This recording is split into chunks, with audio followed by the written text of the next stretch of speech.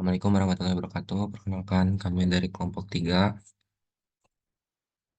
Dalam kesempatan kali ini kami akan membahas tentang personalia dan motivasi dalam hal mata kuliah leadership dan kepemimpinan. Adapun keanggotaan kami yaitu yang pertama ada Ratu Salsabila, yang kedua ada Liga Ramadan, yang ketiga ada Siti Nurhalidah, yang keempat ada saya, Firja, yang kelima ada Pauji. Baik, di sini saya sebagai moderator akan memandu jalannya acara. Maka dari itu, kita langsung masuk saja ke pembahasan latar belakang yang dibacakan oleh Ratu Salsabila. Waktu dan layar saya persilakan. Manajemen personalia adalah bagian penting dari setiap organisasi yang bertujuan untuk mengelola sumber daya manusia agar dapat bekerja dengan optimal dan memberikan kontribusi maksimal pada pencapaian tujuan organisasi. Dalam dunia bisnis yang kompetitif, manajemen personalia memiliki peran yang krusial dalam mengelola aspek-aspek terkait karyawan, mulai dari perencanaan hingga pengembangan.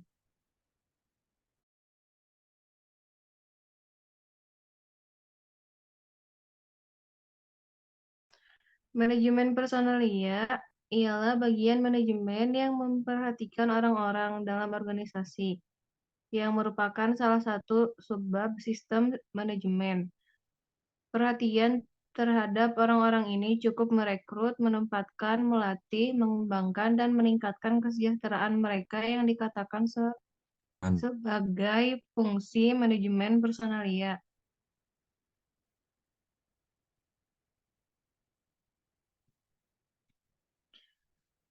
Sedangkan menurut Edwin B. Plivo, manajemen personalia adalah perencanaan, pengorganisasian, pengarahan, dan pengendalian atas pengadaan tenaga kerja, pengembangan, kompensasi, integrasi, pemeliharaan, dan pemutusan hubungan kerja dengan sumber daya manusia untuk mencapai sasaran perorangan, organisasi, dan masyarakat.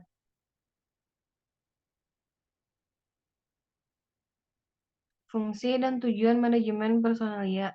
Fungsi utama dari manajemen personalia dibagi menjadi dua kategori. Yang pertama ada fungsi operatif, meliputi kegiatan yang berkaitan dengan pengadaan, pengembangan, kompensasi, evaluasi pekerjaan, kesejahteraan, kedisiplinan, pemanfaatan, pemeliharaan, dan perundingan bersama. Yang kedua ada tim manajerial, yaitu meliputi perencanaan, pengorganisasian, pengarahan, motivasi, kontrol, dan koordinasi yang merupakan kegiatan manajerial dasar.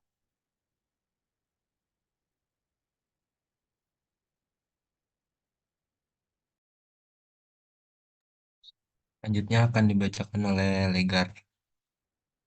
Selanjutnya adalah tujuan. Yang pertama ada tujuan sosial, yakni perusahaan bertanggung jawab secara sosial dan etis terhadap keutuhan dan tantangan masyarakat dengan meminimalkan dampak negatifnya. Yang kedua ada tujuan organisasional, yaitu sasaran formal yang dibuat ditujukan agar organisasi mencapai tujuannya. Yang ketiga ada tujuan fungsional, yakni untuk mempertahankan kontribusi Departemen Sumber Daya Manusia pada tingkat yang sesuai dengan kebutuhan organisasi.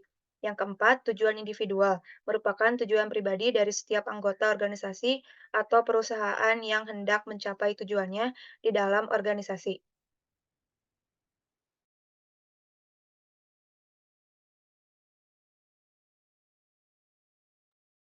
Selanjutnya, pengertian penyusunan personalia. Penyusunan personalia adalah salah satu fungsi manajemen untuk mengatur tenaga kerja dalam struktur organisasi. Fungsi ini berhubungan erat dengan fungsi perorganisasian, di mana setelah dibentuk struktur organisasi serta pekerja yang diinginkan, kemudian disusun personaliannya sesuai pekerjaannya yang ada.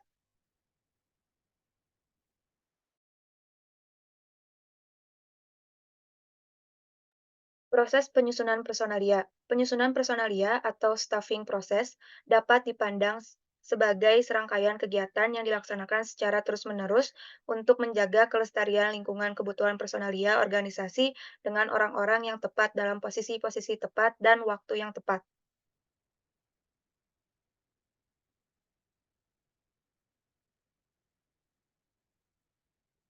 Langkah-langkah proses penyusunan personalia. Yang pertama ada perencanaan SDM, yang kedua penarikan dan seleksi, yang ketiga ada pengenalan dan orientasi, yang keempat ada latihan dan pengembangan, yang kelima penilaian pelaksanaan kerja, keenam pemberian belas jasa, dan yang terakhir ada perencanaan dan pengembangan karir.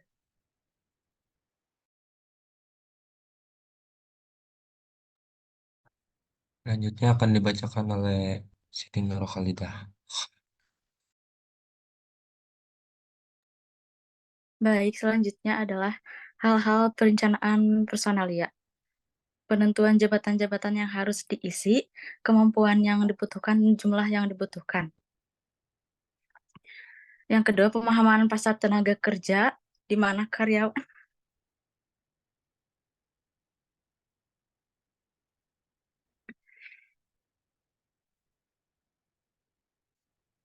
Yang kedua adalah pemahaman pasar tenaga kerja di mana karyawan potensial ada. Yang ketiga, pertimbangan kondisi permintaan dan penawaran karyawan. Next. Selanjutnya ada motivasi. Motivasi berasal dari kata motif atau motif, yang berarti dorongan. Dengan demikian, motivasi berarti suatu kondisi yang kejadian yang berlangsung secara sadar.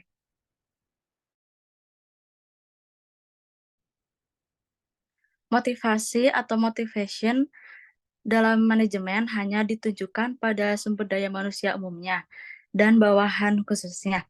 Motivasi mempersoalkan bagaimana caranya mengarahkan daya dan potensi bawahan agar mau bekerja sama secara produktif, berhasil mencapai dan mewujudkan tujuan yang telah ditentukan. Motivasi dibagi menjadi dua. Yang pertama, motivasi intrinsik. Motivasi ini adalah pendorong kerja yang bersumber dari dalam diri pekerja sebagai individu, berupa kesadaran mengenai pentingnya atau manfaat akan pekerjaan yang dilaksanakannya. Yang kedua, motivasi ekstrinsik. Motivasi ini adalah pendorong kerja yang bersumber dari luar diri pekerja sebagai individu berupa suatu kondisi yang mengharuskannya melaksanakan pekerjaan secara maksimal.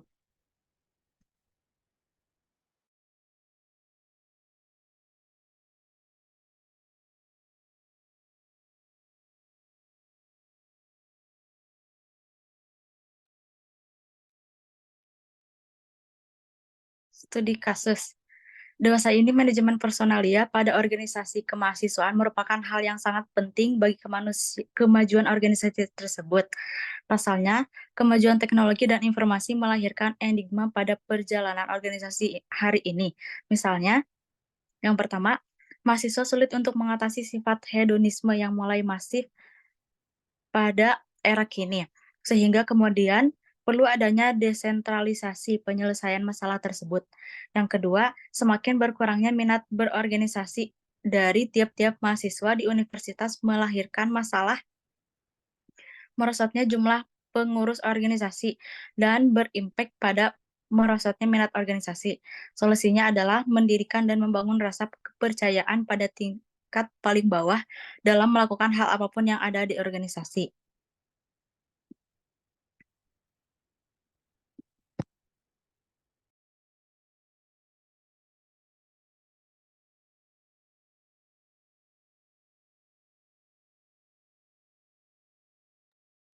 Ya, baik, mungkin penyampaian materi hanya cukup segitu. Kita masuk kepada kesimpulan bahwasanya penyusunan personalia merupakan proses yang penting untuk mencapai tujuan organisasi yang meliputi pengumpulan, pengujian, dan pemilihan sumber daya manusia yang sesuai dengan kebutuhan organisasi. Motivasi adalah faktor yang sangat penting dalam meningkatkan kinerja dan efektivitas sumber daya manusia. Motivasi dapat diukur melalui tingkat kinerja, produktivitas, dan kepuasan kerja. Pemaparan materi sudah selesai dilaksanakan semuanya, sehingga eh, hanya demikian yang dapat kami sampaikan. Mohon maaf bila banyak kekurangan dan salah kata dalam penyampaian.